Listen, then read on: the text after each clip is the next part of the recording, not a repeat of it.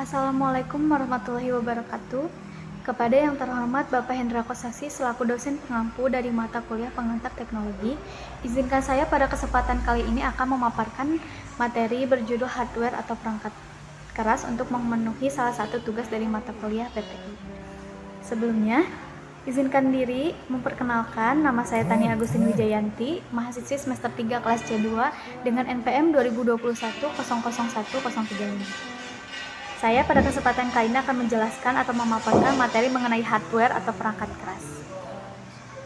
Baik, selanjutnya kita mulai dengan hardware komputer. Jadi hardware komputer itu merupakan semua jenis komponen pada komputer yang memiliki bentuk fisik yang bisa dilihat dan juga dapat dirasakan.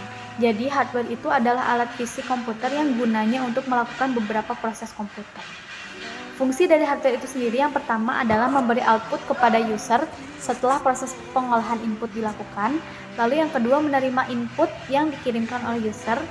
Lalu yang ketiga menyimpan informasi dan data yang akan disimpan dalam penyimpanan komputer. Dan yang terakhir itu untuk mengolah informasi dan data. Pada jenisnya ada 4 jenis. Yang pertama ada input, output, proses, dan storage.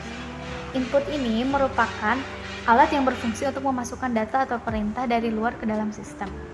Lalu output itu merupakan alat yang berfungsi untuk mengeluarkan data dalam bentuk informasi.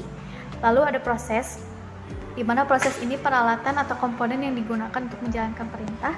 Dan yang terakhir ada storage, yang sesuai namanya ini merupakan alat untuk menyimpan baik data, file, ataupun program komputer. Selanjutnya mari kita mengenal apa hardware input itu dan contoh-contoh dari hardware input. Jadi hardware input itu merupakan perangkat yang berperan memasukkan data berupa gambar, teks, video, ataupun audio ke dalam komputer. Contohnya ada mouse untuk menggerakkan kursor, lalu ada keyboard untuk memasukkan nomor, abjad maupun simbol-simbol ke dalam komputer, lalu ada scanner barcode untuk meng-scan atau meng-copy barcode, lalu ada scanner, ada mic, kamera, fingerprint, dan juga joystick. Selanjutnya, kita mengenal apa itu hardware output.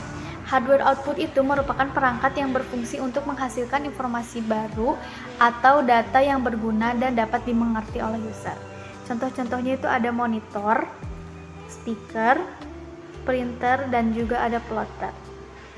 Lalu, yang ketiga itu ada hardware proses, di mana hardware proses ini merupakan perangkat yang berguna untuk memproses data dan mengolahnya pada komputer. Contohnya ada mainboard, ada prosesor atau CPU, ada graphic adapter, dan juga ada RAM. Lalu, pada contoh hardware proses itu ada sound card, ada network card wire, dan wireless card. Yang terakhir, mari kita mengenal apa itu hardware storage. Hardware storage ini sesuai namanya, berarti perangkat ini berguna untuk penyimpanan yang berfungsi untuk menyimpan data pada komputer. Contoh dari hardware storage itu ada flash disk, ada hard disk, dan juga ada CD, DVD, ataupun Blu-ray.